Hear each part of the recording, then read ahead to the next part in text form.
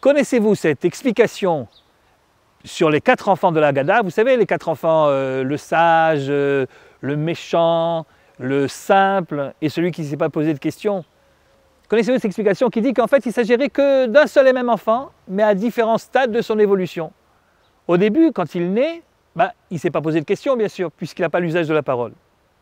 Mais même s'il avait l'usage de la parole, de questions, il n'aurait pas pu poser. Parce que pour poser une question, il faut qu'on soit conscient de soi-même, qu'on sache que l'autre est l'autre, et que l'autre a des réponses à nos interrogations. Or, vous savez, le bébé, quand il est dans le ventre de sa mère, il est persuadé que lui et sa mère, c'est la même chose. Et il a raison.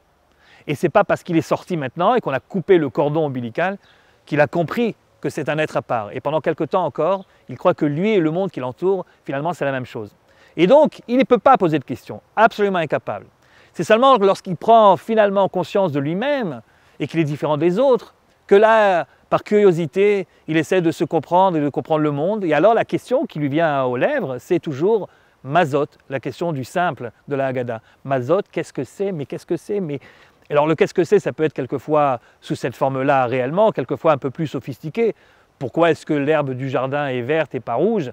Mais vous savez, les enfants posent ce genre de questions pendant très très longtemps. Certains parents vous diront trop longtemps. Et une fois qu'il a terminé et qu'il a passé le stade de l'éveil et de la curiosité et du mazod, du qu'est-ce que c'est, il devient rachat. C'est la crise d'adolescence, la remise en cause de toutes les autorités, parentales, religieuses, scolaires. Évidemment, puisque les différences physiques entre lui et le monde des adultes s'atténuent et finissent par disparaître, et puis aussi parce qu'il a de moins en moins confiance en ses parents, il a de moins en moins l'impression que ce sont les demi-dieux qu'il se figurait quand il était jeune.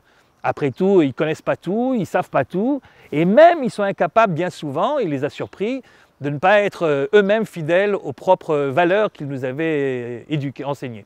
Et c'est la raison pour laquelle tout le monde passe par ce stade d'adolescence, de crise, avec évidemment, ça peut prendre des formes différentes d'un enfant à l'autre, mais on passe tous par là. Et puis à la fin, on est censé arriver au stade du chacham, c'est-à-dire de celui qui, par sagesse, comprend que finalement, pour que ça fonctionne, eh bien, la société doit être hiérarchisée, on est tous le patron de quelqu'un et l'employé de quelqu'un d'autre, et finalement, ça n'a pas d'importance puisque le but est commun. Je voudrais rajouter un petit mot concernant le rachat. Vous savez, le rachat, c'est lui qui pose des questions très provocatrices. Et la Haggadah nous conseille de lui répondre sur le même ton. Toi aussi, réponds-lui de manière très provocatrice. Et puis l'expression qu'on utilise là-bas, c'est « agace-lui les dents »,« haket shinav ». Tout le monde se souvient de cette expression un petit peu colorée.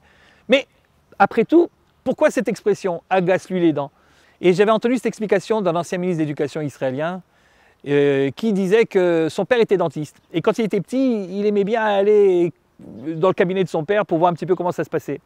Et une chose qui lui plaisait énormément, c'est de voir, lorsque son père envoyait de l'air froid sur la dent gâtée, de voir la réaction, le sursaut du patient.